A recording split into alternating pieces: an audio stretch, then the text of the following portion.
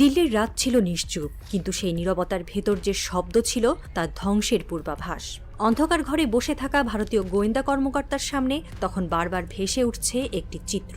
বাংলাদেশের সেনাবাহিনী টুকরো টুকরো হয়ে যাচ্ছে। তিনি বিশ্বাস করতে চেয়েছিলেন এই প্রোপাগান্ডা সত্য হয়ে উঠবে, কিন্তু রাত যত গভীর হয়েছে সত্যের ঝড় ততই প্রবল হয়ে উঠেছে। হাতের কফির কাপ হঠাৎ টলে পড়ে গেল টেবিলের ওপর, যেন একটি অশুভ বার্তা ছড়িয়ে দিল সেই কক্ষে। অফিসের পুরনো ল্যান্ডলাইন হঠাৎ বেজে উঠল। স্যার, ইস্টার্ন কমান্ডে বিশৃঙ্খলা।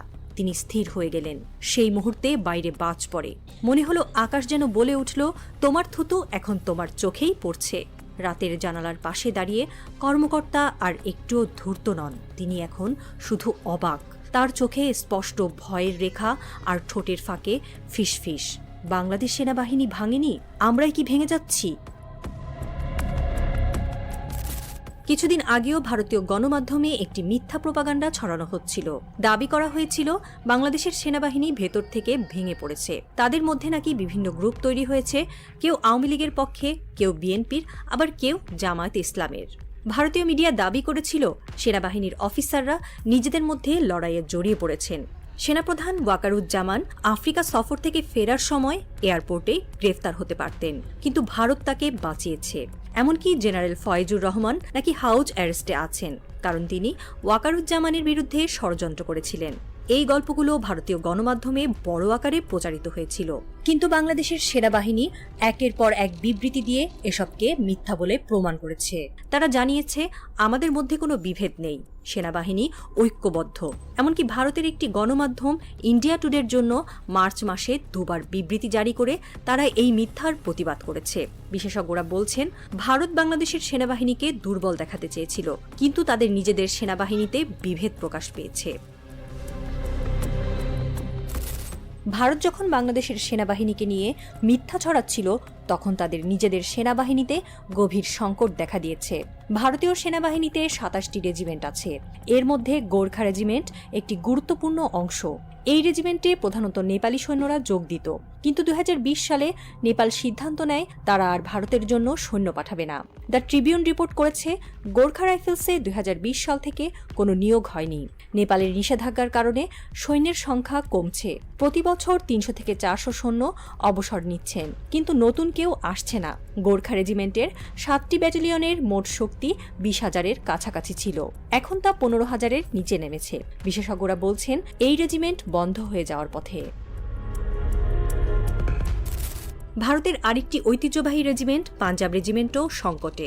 এই রেজিমেন্টে পাঞ্জাবের শিখ যুবকরা যোগ দিত, কিন্তু গত এক দশকে নিয়োগ কমে গেছে। ইন্ডিয়ান এক্সপ্রেস রিপোর্টে লিখেছে, পাঞ্জাব রেজিমেন্টে নিয়োগ প্রায় বন্ধ। পাঞ্জাবের মুখ্যমন্ত্রী ভগবন্ত মান বলেছেন, আর্মি ওয়েস্টার্ন কমান্ডের প্রধান আমাকে জানিয়েছে শিখ রেজিমেন্টে যুবক পাওয়া যাচ্ছে না, এটি ঝুঁকিতে। কারণ হল খালিস্তান আন্দোলন। ২০১৪ সাল থেকে হিন্দুত্বের উত্থানে শিখরা নিজেদের বিচ্ছিন্ন মনে করছে। ২০২৩ সালে অমৃতপাল সিং এর নেতৃত্বে খালিস্তান আন্দোলন জোরদার হয়েছে। পাঞ্জাবের যুবকরা বলছে, আমরা ভারতের জন্য কেন লড়ব? পাঞ্জাব রেজিমেন্টে বছরে ৫০০ থেকে ৬০০ নিয়োগের লক্ষ্য থাকলেও ২০২৩-২৪ সালে মাত্র ১৫০ জন যোগ দিয়েছে।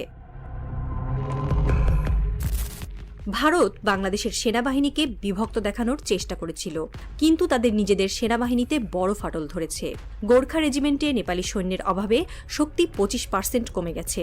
পাঞ্জাব রেজিমেন্টে খালিস্তানের প্রভাবে নিয়োগ ৭০% কমেছে। ভারতীয় প্রতিরক্ষা মন্ত্রণালয়ে ২০২৪ সালের রিপোর্টে বলা হয়েছে, সেনাবাহিনীতে ১.২ লাখ সৈন্যের ঘাটতি। ভারতীয় গণমাধ্যম দাবি করে, মাদক আর অগ্নিপথ প্রকল্পের কারণে যুবকরা আসছে না, কিন্তু এটি আংশিক সত্য। পাঞ্জাবিরা ভারতের সবচেয়ে ফিট সম্প্রদায়। ২০১১ সালের জনগণনা অনুযায়ী পাঞ্জাবে ১৮ থেকে ৩৫ বছর বয়সীদের মধ্যে ৮৫% শারীরিকভাবে সক্ষম। তাদের না আসার কারণ আদর্শগত, হিন্দুত্বের বিরুদ্ধে প্রতিবাদ। হিন্দুত্ববাদীরা বলে, শিখ ধর্ম হিন্দু ধর্মেরই অংশ। এই দাবি শিখদের ক্ষুব্ধ করেছে। ১৯৪৭ সালের আগে শিখদের মুসলিমদের বিরুদ্ধে লড়তে ব্যবহার করা হয়েছিল। প্রতিশ্রুতি দেওয়া হয়েছিল স্বায়ত্তশাসনের, কিন্তু ১৯৬৬ সালে পাঞ্জাব ভাগ করে হরিয়ানা ও হিমাচল প্রদেশ তৈরি করা হয়। ১৯৮৪ সালের স্বর্ণ মন্দির হামলায় হাজারো শিখ নিহত হয়। বিশেষজ্ঞরা বলছেন, এই ঘটনাগুলো শিখদের মনে ভারতের প্রতি বিতৃষ্ণা তৈরি করেছে।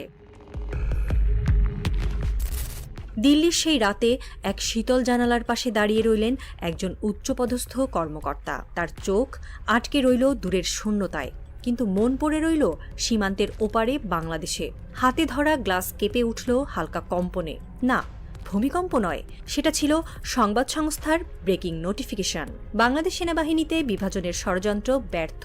ইউনিটগুলো একত্র হয়ে দিয়েছে জবাব। তার ঠোঁটে হালকা এক গালি, নিজের ভাষায়, নিজের গলার নিচে আটকে থাকা। কারণ এটা স্বীকার করতে লজ্জা হচ্ছিল।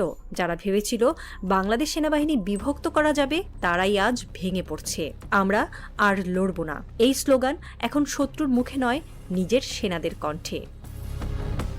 দিল্লি বহুদূর ঢাকা, সেখানে ভোরের আলো আসছে এক নতুন দিনের প্রতিশ্রুতি নিয়ে। সেই প্রতিশ্রুতিতে শোনা যায় বুটের আওয়াজ, দেশপ্রেমের শপথ আর ঐক্যের স্পষ্ট ধ্বনি। বাংলাদেশের সেনারা নিজেদের ঠিক রেখেছে, এক বিন্দু বিচ্যুতি হয়নি। বাংলাদেশের মানুষ বুকের ভেতর গর্ব নিয়ে তাকাচ্ছে, আমরা এক দেশ, এক সেনা, এক পতাকা।